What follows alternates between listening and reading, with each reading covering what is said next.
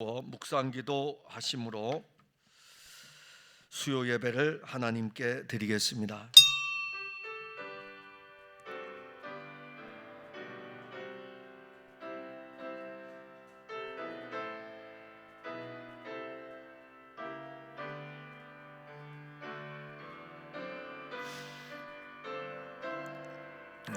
주 예수님,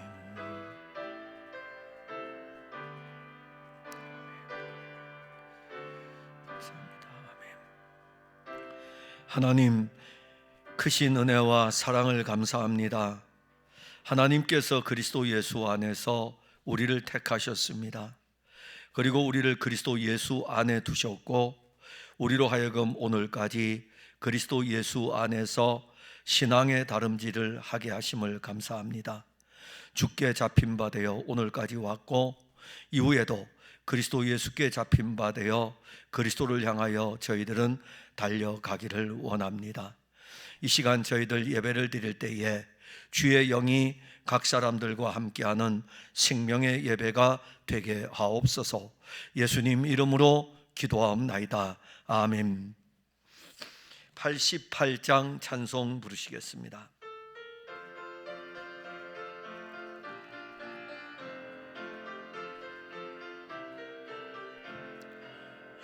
내 진정 사모하는 친구가 되시는 구주 예수님은 아름다워라. 산 밑에 백합하여 빛나는 새벽별 주님 영원할 길 아주 없도다. 내 맘이 아플 적에 큰 위로 되시며 나 외로울 때 좋은 친구라. 주는 저 산 밑에 백합 빛나는 새벽별 이 땅 위에 비길 것이 없도다. 내 맘의 모든 염려 이 세상 고락도 주님 항상 같이 하여 주시고, 시험을 당할 때에 악마의 계교를 즉시 물리치사 나를 지키네. 온 세상 날 버려도 주 예수 안 버려 끝까지 나를 보시니. 주는 저 산 밑에 백합 빛나는 새벽별 이 땅 위에 비길 것이 없도다. 내 맘을 다하여서 주님을 따르면 길이 길이 나를 사랑하리니. 물불이 두렵지 않고 창검이 겁없네. 주는 높은 산성 내 방패시라. 내 영혼 먹이시는 그 은혜 누리고 나 친히 주를 뵙기 원하네. 주는 저 산 밑에 백합 빛나는 새벽별 이 땅 위에 비길 것이 없도다. 아멘. 이 시간 함께 기도하겠습니다. 먼저 오늘도 전해지는 말씀을 통해서 그 말씀이 주의 영으로 말미암아 우리 안에 일하도록, 그게 이제 우리의 믿음이 자라가는 것입니다. 말씀이 성령으로 말미암아 우리 안에서 열매를 맺기 위해 기도해 주시고, 우리 교회가 주의 은혜로 2022년 여기까지 다름질했습니다. 남은 기간도 주의 인도하심을 따라 시간 세계 속에서 2022년 승리의 마침, 승리의 그 결과물을 우리가 도출할 수 있도록 이끌어 달라고 기도해 주시고, 지금 교회가 추수감사절을 앞에 두고 있고 김장을 앞에 두고 있고, 그 다음에 또 교회적으로는 일일차집을 앞에 두고 있고, 그리고 성례식, 이번에는 학습, 입교, 또 유아세례 좀 많습니다. 그래서 이 일을 위해서, 그리고 또 그날 성찬식도 거행하게 되니까 3년 만에 거행하는 성찬식이에요. 그래서 그리스도의 몸과 그리스도의 피를 먹고 마심으로 놀라운 신령한 은혜가 우리 가운데 충만한 성찬이 되기를 위해서 기도를 해주시고, 또 한면에서 교회적으로 2023년에 나아갈 방향을 주께서 또 이끌어 달라고 기도를 해주시기를 바랍니다. 그리고 기도할 제목은 우리가 선교하는 선교사님들, 그리고 개척교회, 미자립교회, 그리고 에베네셀 공동체를 위해 기도해 주시면서 내일 대학 수학 능력 시험을 치릅니다. 우리 교회에서도 아마 두 친구가 시험을 보는 것으로 알고 있는데, 여러분들 우리가 잘 보라는 의미보다는 얼마나 마음이 불안하겠습니까? 주께서 평안을 주시고, 저들은 어차피 공부한 결과물이 도출되어 나오게 될 테니까는 저들을 붙들어 주기를 위해서 또 기도해 주시기 바랍니다. 다 같이 기도하겠습니다. 하나님, 은혜와 사랑을 감사합니다. 우리를 이끌어 주신 우리 주님을 찬양합니다. 오늘도 이 한 시간에 우리 주 예수 그리스도께서 우리에게 주실 말씀을 믿음으로 기대합니다. 주 예수의 말씀은 생명이고 주 예수의 말씀은 능력이니, 그 말씀이 주의 영으로 일할 때에, 주의 영이 그 말씀을 붙들고 일할 때에는 우리 안에 말씀으로 말미암은 결실이 있게 됩니다. 이 놀라운 일이 우리에게 이번에 주어지는 말씀을 통해서 또 한 부분의 결실을 맺어갈 수 있도록 주께서 인도하여 주시기를 기도하고 원합니다. 풍성한 교회를 사랑하시며 지금까지 이 교회를 이끌어 인도하여 주심을 감사합니다. 우리 주께서 기뻐하실 교회요, 하나님이 원하는 교회요, 또 하나님께서 지금까지 함께해 주시듯이 이후에도 이 교회를 통해서 그리스도 예수의 복음이 왕성하게 증거되어지고 복음으로 말미암아 교회는 든든히 서가게 하실 줄 믿습니다. 하나님 아버지께서 이 교회를 여기까지 이끌어 주신 놀라운 은혜가 모든 성도들 가운데서 열매 맺기를 원합니다. 주 예수의 말씀이 저들 안에서 열매 맺어 저들이 그리스도인으로 불려지도록 도와주시고, 성령의 열매가 저들 안에서 나타나도록 이끌어 주시기를 원합니다. 이제 교회는 참으로 많은 일들을 감당을 해 나가야 되는데, 지금보다 현재 우리 풍성한 교회가 더 많은 일들을 이루어 가려면은 선교사님들과 동역하고 개척교회, 미자립교회, 그리고 에베네셀 공동체와 동역하는 이 일을 통해서 우리 하나님이 기뻐하실 일들을 이루어가고 있습니다. 선교의 현지에도 열매가 열리고 개척교회와 미자립교회도 구원에 이르는 하나님의 사람들이 더하기를 원하며, 에베네셀 공동체에 계신 어르신들이 노년의 그 인생의 삶의 여정에서 예수를 만나게 하여 주옵소서.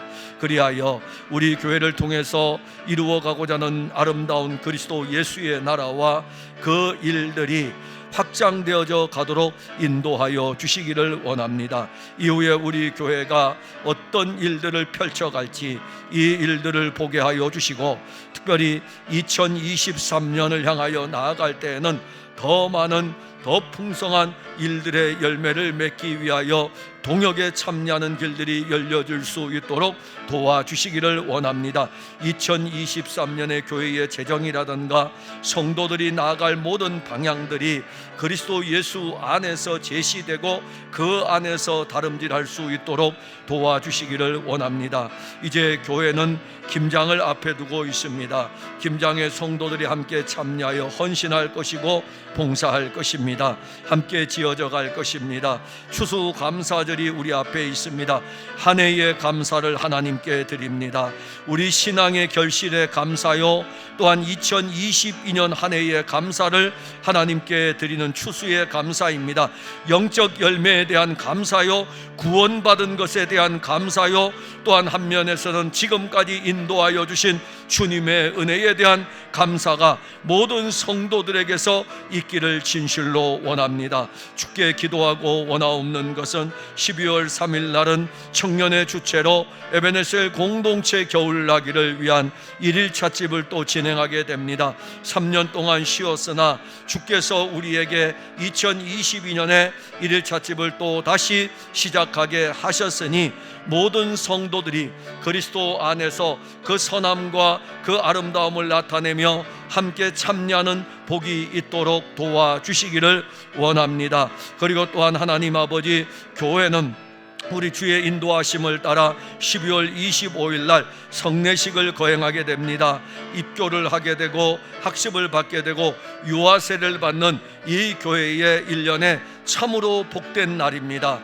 이 날이 얼마나 복됩니까? 그리스도 예수를 고백하는 자들, 그리스도 예수를 아는 자들이 또 세워져 가는 것인데, 성령께서 그날에 이 모든 일들을 주관하시고 또한 성찬식을 거행할 때에 모든 성도들이 성찬에 참여할 때에 그 떡을 뗄 때에 그리스도의 몸을, 잔을 마실 때에 그리스도의 피를 맛보면서 그리스도와 연합된 기쁨이 성찬을 통하여 넘쳐나도록 도와주시기를 원합니다. 하나님 아버지, 내일은 대학 수학 능력 시험을 치르게 됩니다. 우리 교회에서도 2명의 친구가 이 시험을 보게 될 터인데, 저들 얼마나 마음에 불안하며 또한 아버지 하나님이여 저들 속에 많은 복잡한 것들이 자리 잡고 있지 않겠습니까?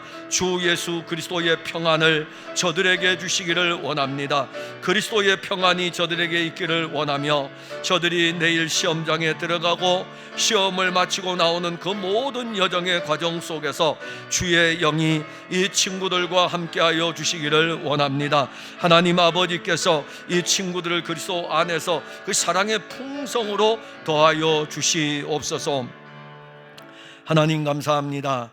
저희들 이 시간 기도한 모든 것들이 우리 주 예수 그리스도 안에서 이루어지며, 주의 뜻이 또한 기도하는 가운데서 지금이든지 내일이든지 모레이든지 이후에라든지 주께서 역사하여 주옵소서. 때를 따라 이루시는 그리스도 예수 우리 주님을 찬양합니다. 하나님 감사하며 예수님 이름으로 기도하옵나이다. 아멘. 하나님 말씀은 누가복음 21장 20절부터 28절입니다. 누가복음 21장 20절부터 28절까지의 말씀입니다. 너희가 예루살렘이 군대들에게 에워싸이는 것을 보거든 그 멸망이 가까운 줄을 알라. 그때에 유대에 있는 자들은 산으로 도망갈 것이며 성내에 있는 자들은 나갈 것이며 촌에 있는 자들은 그리로 들어가지 말지어다. 이 날들은 기록된 모든 것을 이루는 징벌의 날이니라. 그날에는 아이벤 자들과 젖먹이는 자들에게 화가 있으리니 이는 땅에 큰 환난과 이 백성에게 진노가 있겠음이로다. 그들이 칼날에 죽임을 당하며 모든 이방에 사로잡혀 가겠고 예루살렘은 이방인의 때가 차기까지 이방인들에게 밟히리라. 1월 성신에는 징조가 있겠고 땅에서는 민족들이 바다와 파도의 성난 소리로 인하여 혼란한 중에 곤고하리라. 사람들이 세상에 임할 일을 생각하고 무서워함으로 기절하리니 이는 하늘의 권능들이 흔들리겠습니다. 그때에 사람들이 인자가 구름을 타고 능력과 큰 영광으로 오는 것을 보리라. 이런 일이 되기를 시작하거든 일어나 머리를 들라. 너희 속량이 가까웠느니라 하시더라. 아멘.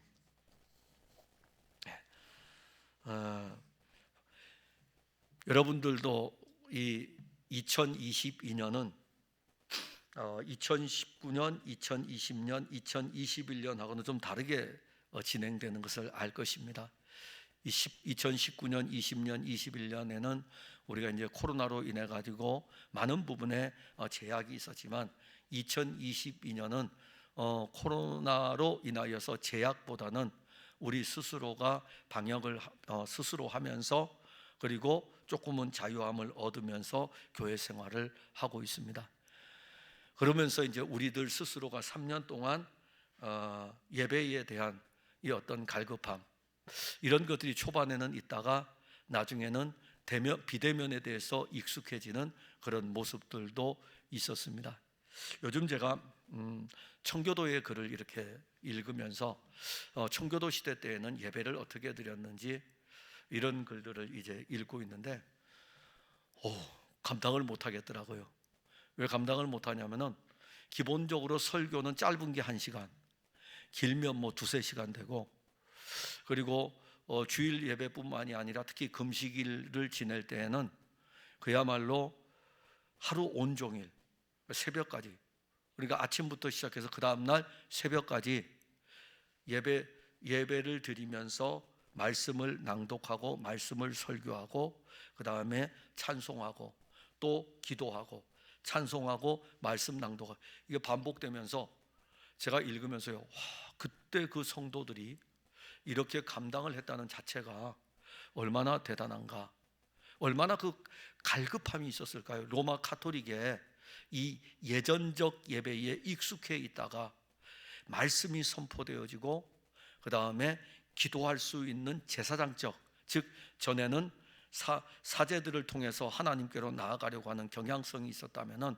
이제는 예수 그리스도의 이름으로 누구든지 하나님께로 나아갈 수 있는 만인 제사장이 된 순간부터 기도를 통해 가지고 하나님께로 나아가는 그런 열망들이 막 신앙의 어떤 막 폭발력들이 청교도들을 통해서 1600년대에 영국 교회에서 사실 일어나는 것을 저 이렇게 쭉 예배에 대한 부분만 보았어요. 예배에 대한 부분을 보면서 오늘날의 우리 그리스도인들이 드리는 예배, 정말 너무 많이 너무 멀리 와 있다라는 그런 느낌을 받았습니다.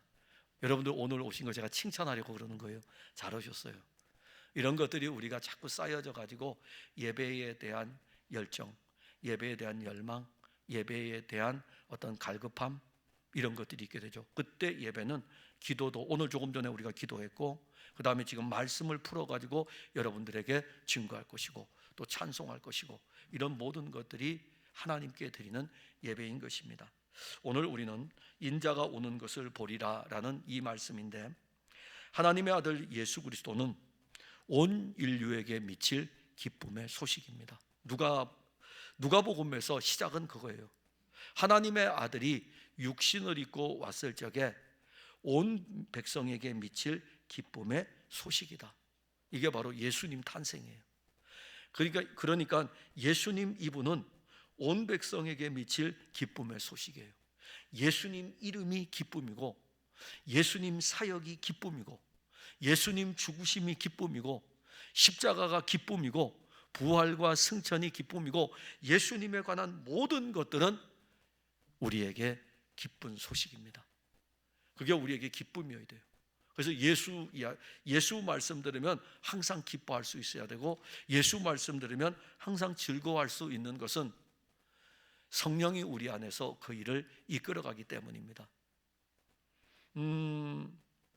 곧 있으면 월드컵이 열리게 됩니다. 근데 이제 월드컵이 열리게 되면은 사람들의 관심은 월드컵에 가 있어요. 월드컵에 가 있고 막 바쁘게 일하다가도 우리나라 축구 경기가 있는 날에는요, 그 하루를, 그 시간을 기다리고 있는 거예요. 왜? 그게 기쁘기 때문에. 기쁜 소식 때문에. 거기에다 축구 경기를 해서 이겨보세요. 더할 수 없이 기쁘죠. 설레이고 기쁘고.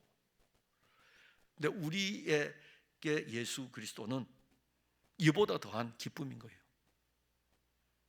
자, 예수님이 온 인류에게 미칠 기쁨의 소식이라는 이 자체는 죄인을 향한 구원의 소식이고 사망에서 생명으로 옮기는 소식입니다.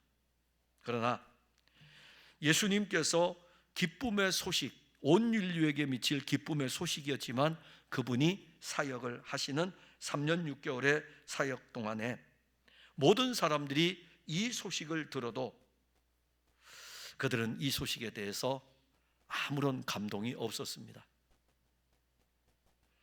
그런데 이 소식을 들을 때에 이것이 그들에게 기쁨으로 들려지는 사람들이 있는데 누구냐면 창세전에 그리스도 안에서 택함을 입은 사람들입니다. 여러분들에게 예수 그리스도가 기쁨으로 온다는 이 자체는 여러분들이 창세전에 그리스도 안에서 택함을 받았다는 증거이기도 한 것입니다. 인자가 오는 것을 보리라. 예수님 지금 이 놀라운 선포를 성전에서 나올 때에, 성전에서 누가복음에서는 어떤 사람들이 성전을 가리켜 이야기했다 그러고 마태복음에서는 예수님의 제자들이 예수님에게 이 성전이 어떠한지를 가리켜서 말씀을 한 거예요. 그러니까 두 개를 겹쳐보면 그 어떤 사람은 예수님의 제자들이에요. 성전에서 예수님이 설교를 하시고 난 다음에 그 다음에 성전에서 이렇게 나오시는 거죠. 성전에서 이렇게 나오니까는 성전이 얼마나 화려합니까? 그 화려한 성전, 46년 동안 지은 그 헤롯 성전을 가리키면서 예수님, 이 성전의 돌들이 얼마나 아름답습니까? 이렇게 이야기하면서 오늘 본문까지 오는 거예요. 즉 성전의 그 아름다운 돌도 다 무너질 것에 대해서 말씀할 때에 이 말씀을 이끌어가기 위해서 예수님은 당신의 재림에 대해서 언급하는 것입니다. 그게 오늘 본문까지 와서 인자가 오는 것을 보리라. 이 놀라운 선포는 믿는 사람들만이 인자가 오는 것을 볼 뿐만이 아니라 예수를 십자가에 못 박은 자들도 인자가 오는 것을 볼 것입니다. 그러면 오늘 본문에서 인자가 오실 때에 일어날 징조, 예수님 그 부분에 대해서 분명히 말씀합니다. 그리고 우리는 이미 살펴봤어요.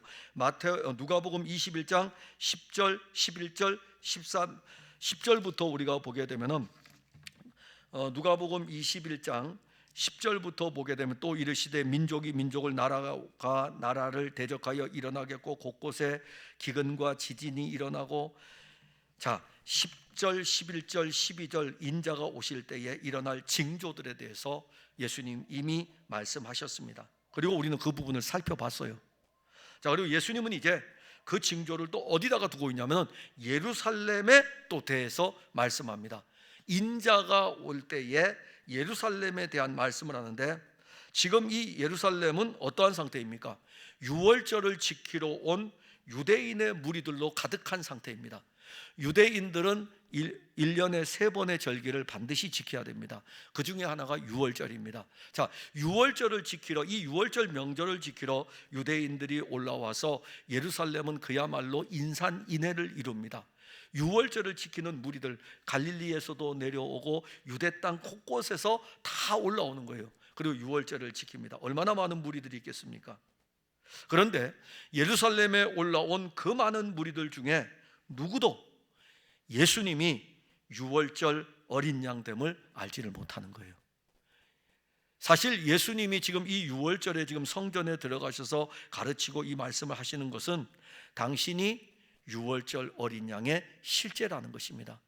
출애굽기 12장에 나오는 이스라엘 백성들이 애굽 땅에 나올 때에 그 이스라엘 집 각 문 좌우 설주에 어린 양을 잡아 그 피를 바를 때에 그 유월절 어린 양이 누구를 가리키냐라고 했을 적에 지금 여기 와 있는 거예요. 지금 하나님의 아들이 사람의 몸을 입고 와 있는 것입니다. 그러나 어느 누구도 이 예수님이 유월절 어린 양인 것은 알지를 못했습니다. 예수님은 자신이 하나님의 아들이셔요. 예수님은 당신 자신이 하나님의 아들이신 걸 당연히 알죠. 그러면서 또 한 면에서는 예수님은 이렇게 자기를 불렀습니다. 인자는, 이렇게 이야기했어요. 인자는 사람의 아들입니다. 즉 예수님은 하나님의 아들이면서 사람의 아들임을 나타내셨습니다.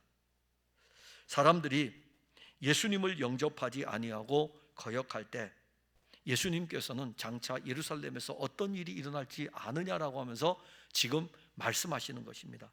자, 그러면 예루살렘에서 일어날 일을 누가 지금 기록하죠? 누가가 기록해요. 누가는 지금 예수님의 행적을 지금 알고 있어요. 그래서 여러분들이 이것을 시기적으로 한번 봐야 돼요. 자, 예수님께서 이 말씀을, 이 누가가 이 누가복음을 쓸 때가 몇 년도죠? AD 61년에서 63년입니다.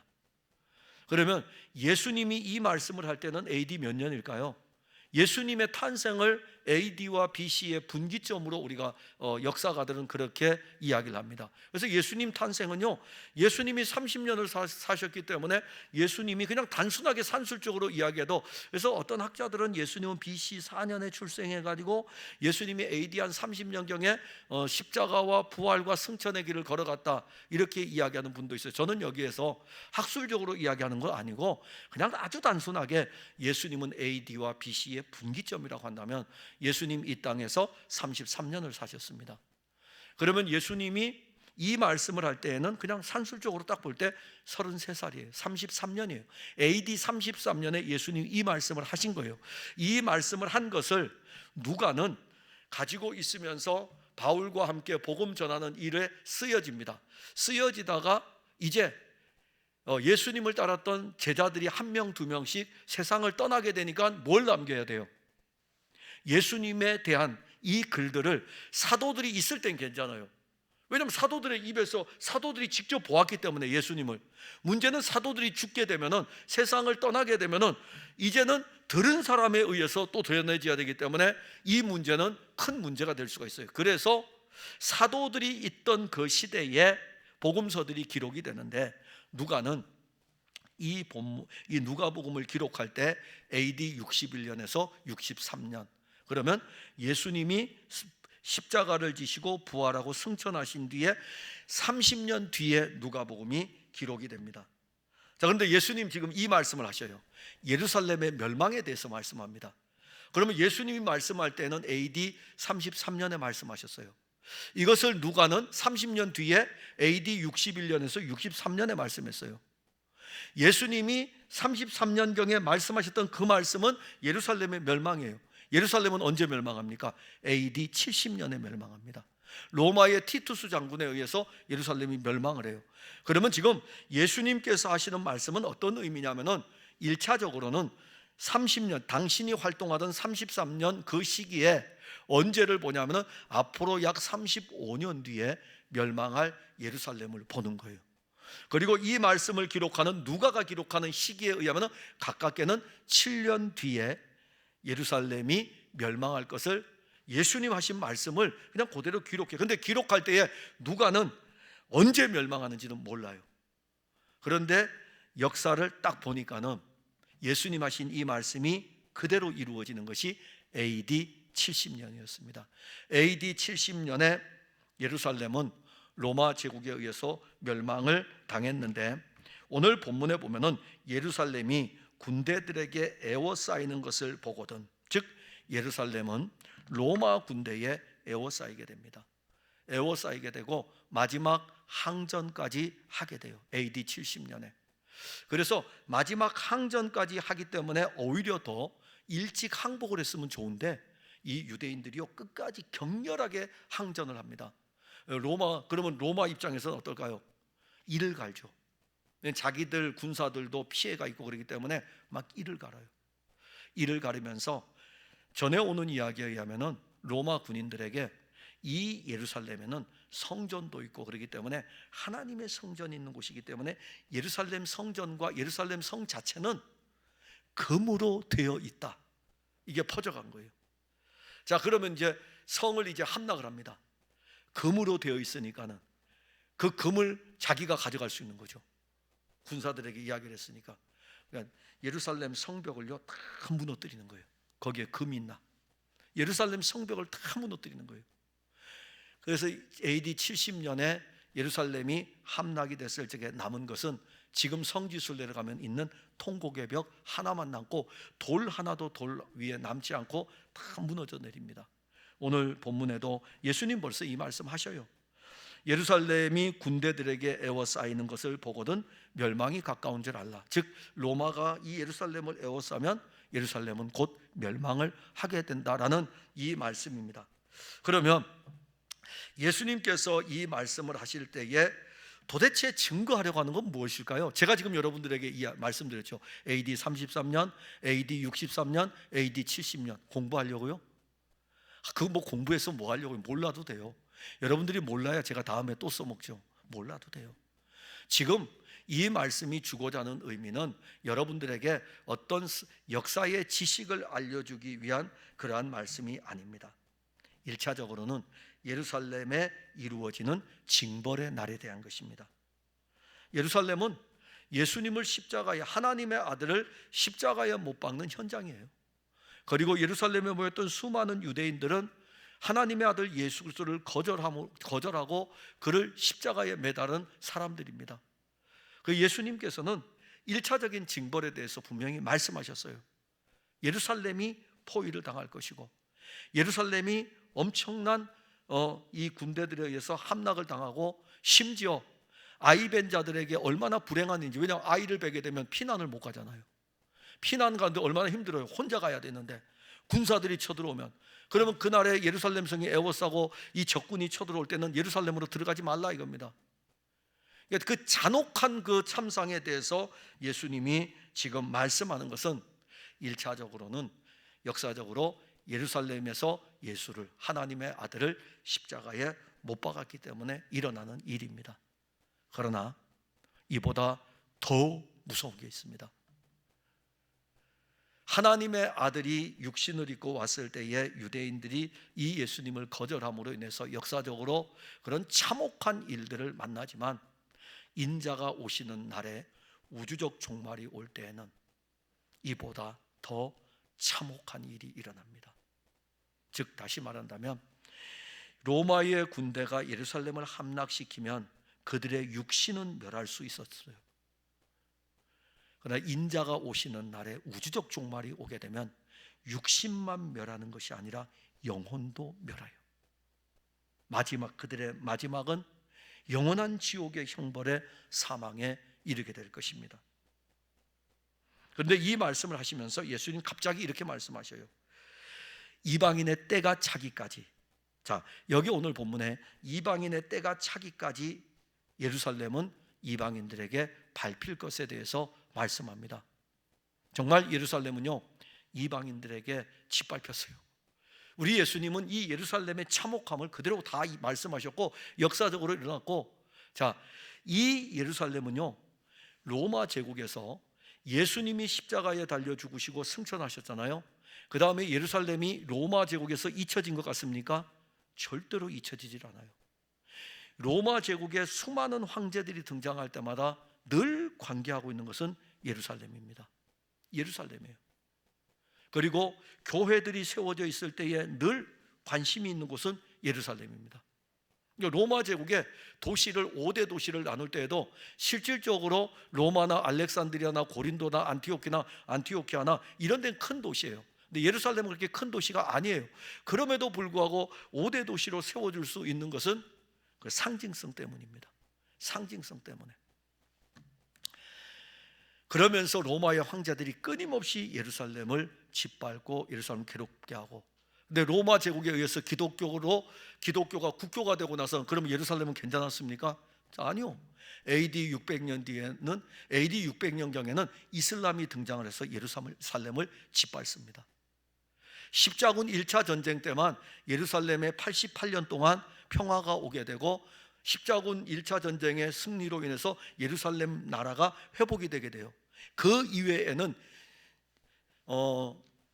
오스만 투르크가 멸망하기 전까지, 지금 터키죠, 여기가 멸망하기 전까지 이슬람 제국의 영향 아래 있었습니다. 끊임없이 짓밟혔어요. 오늘 본문에서 우리 예수님은 역사를 다 보시는 분이에요. 과거와 현재와 미래를 다 보셔요. 아브라함 때도 있었고 이때 당시에도 있었고 지금도 계시는 분이셔요. 그 모든 역사들을 쭉 보시면서 예루살렘은 이방인의 때가 찰 때까지 짓밟힐 것에 대해서 말씀을 합니다. 이방인들이 밟는 거예요. 그러면서 예수님은 인자가 오시는 날에 대해서 말씀하시면서 예루살렘 멸망을 말씀하셨는데, 그 말씀대로 되었다면, 역사적인 것만 본다면 그럼 예수님 오셔야 되잖아요. 예루살렘 멸망을 했으니까 AD 70년에 예수님 오셔야 되죠. 인자가 오시는 날이니까 바로 다이렉트로 연결을 하면.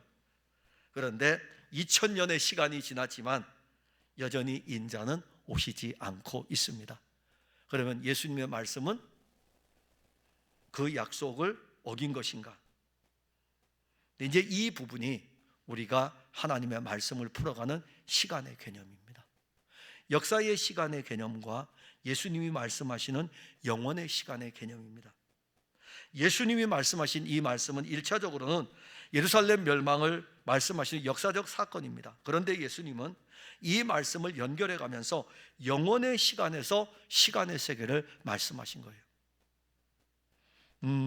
그 의미를 여러분들이 이해하시려면 어떤 걸 이해하면 되냐면은, 베드로 사도가 증거했던 내용이 있습니다. 주께는 천년이 하루 같고 하루가 천년 같은 이 한 가지를 잊지 말라.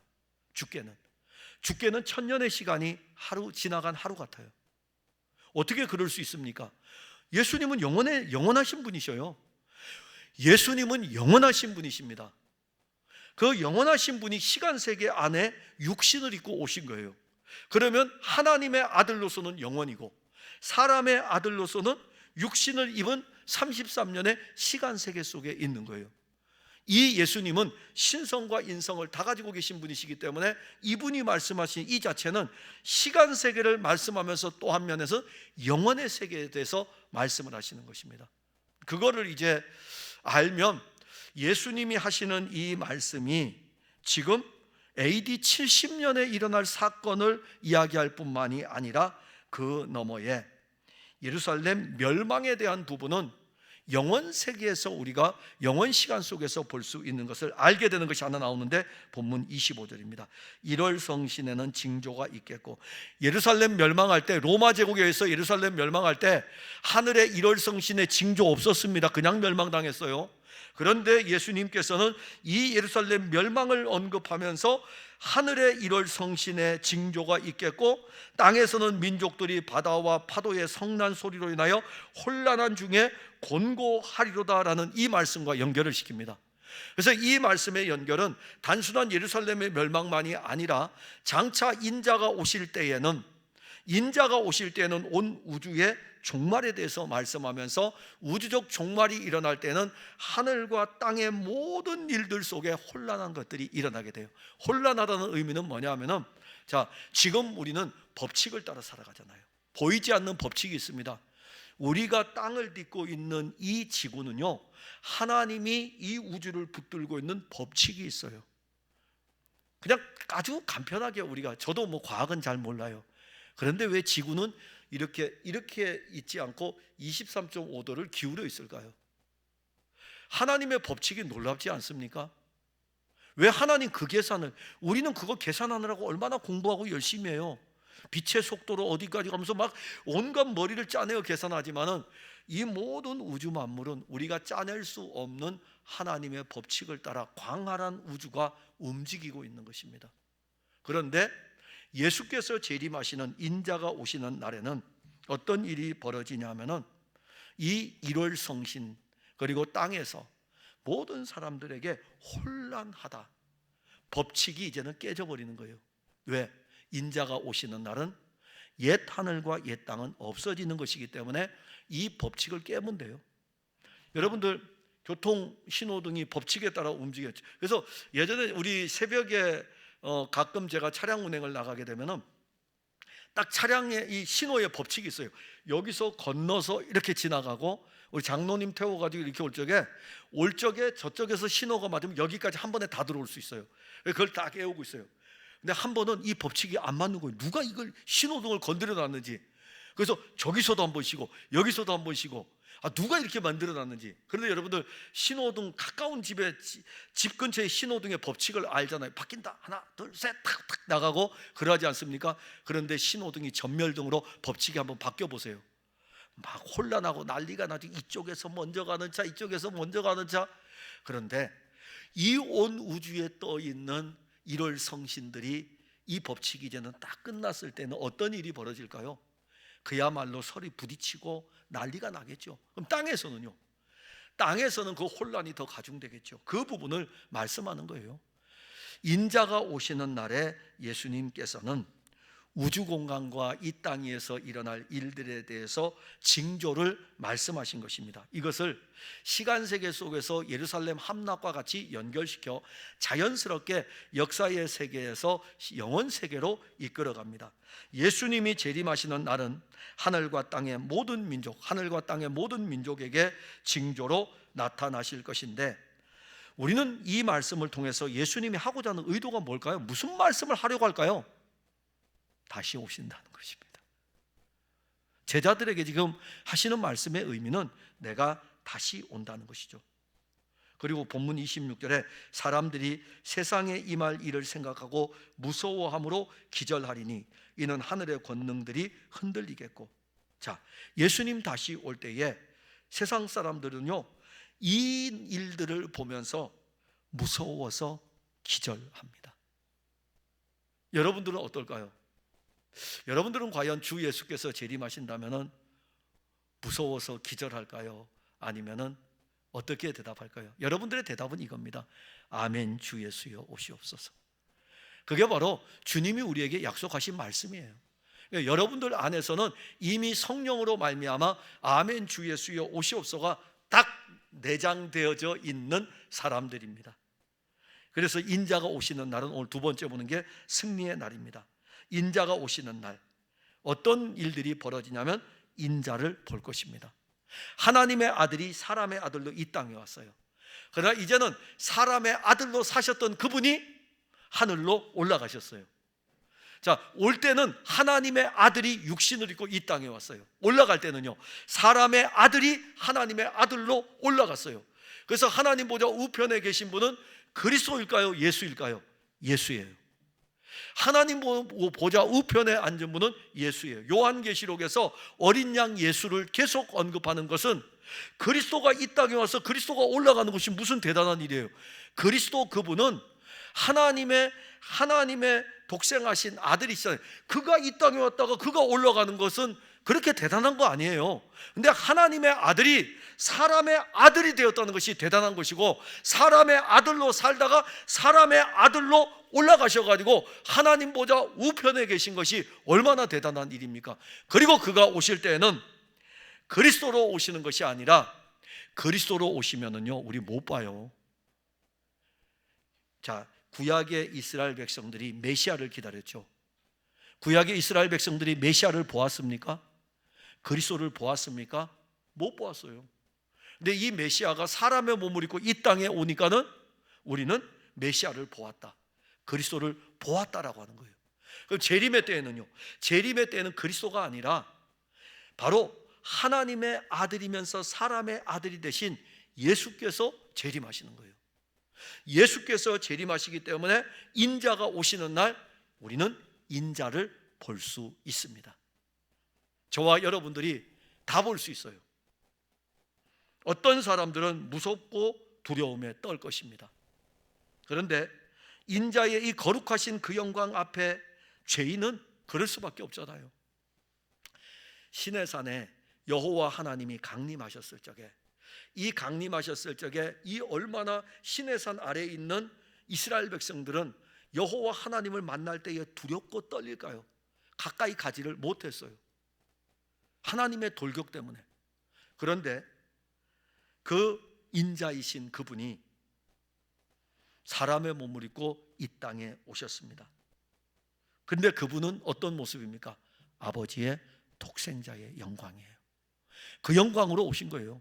아버지의 독생자의 영광으로 오신 거예요. 아버지의 독생자의 영광으로 오셔가지고 우리에게 선물을 주신 거예요. 아버지의 독생자의 영광으로 오셔가지고 우리에게 당신을 선물로 주신 거예요. 받을 수 없는 것입니다. 하나님 아버지의 아들의 그 속성을 볼 때에는 우리는 하나님의 독생하신 아들을 받을 수가 없어요. 그런데 이것을 우리에게 주기 위해서 하나님의 아들이 우리와 같은 육신을 입고 왔는데, 이 육신을 입으신 하나님의 아들이 아버지의 독생자의 영광이고 은혜와 진리가 충만해 가지고 그 모든 것을 우리에게 선물로 주시는 것입니다. 성령으로 말미암아 우리는 이 선물을 받은 거예요.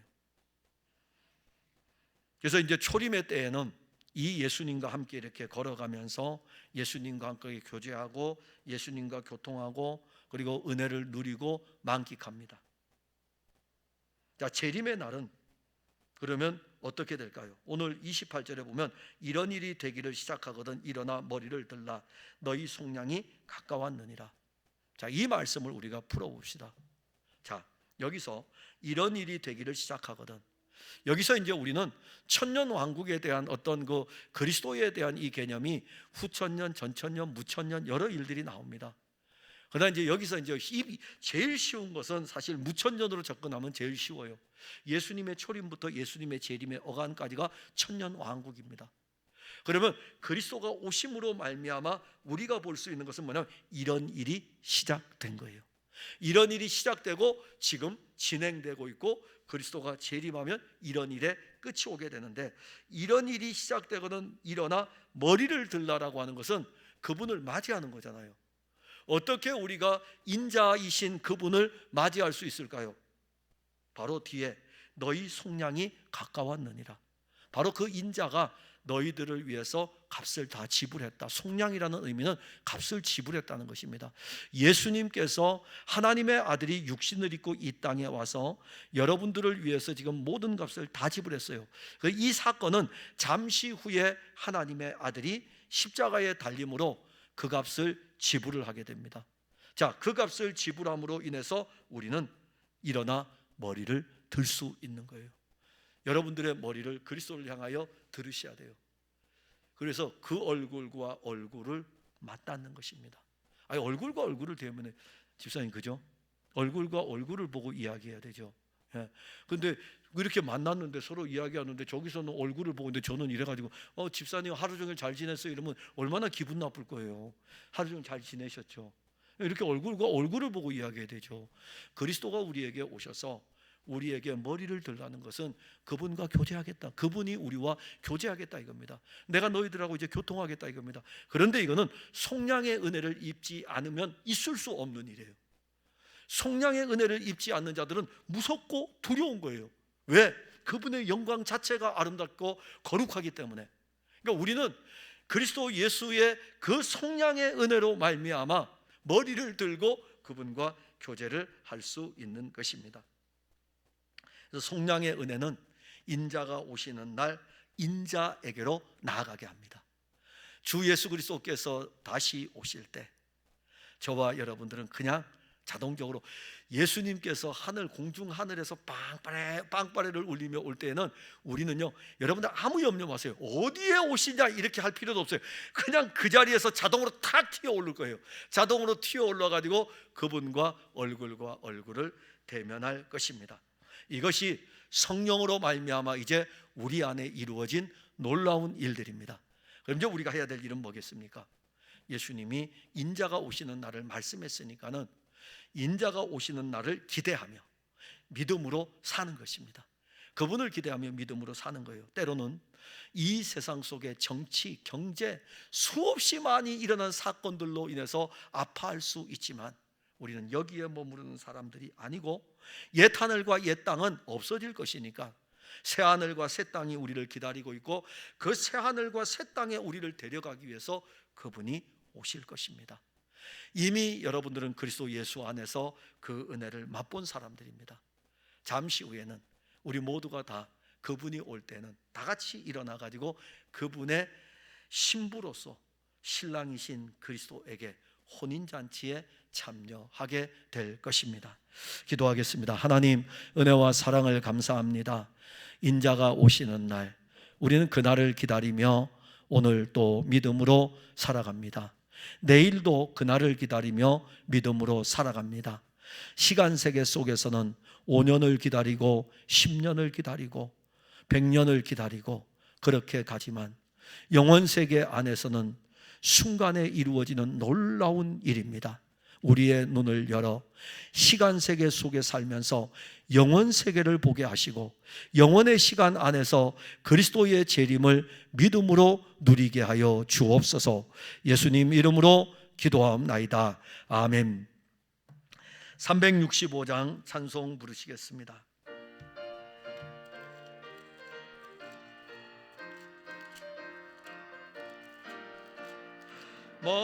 마음속에 근심 있는 사람 주 예수 앞에 달래어라. 슬픈 마음 있을 때라도 주 예수께 아뢰라.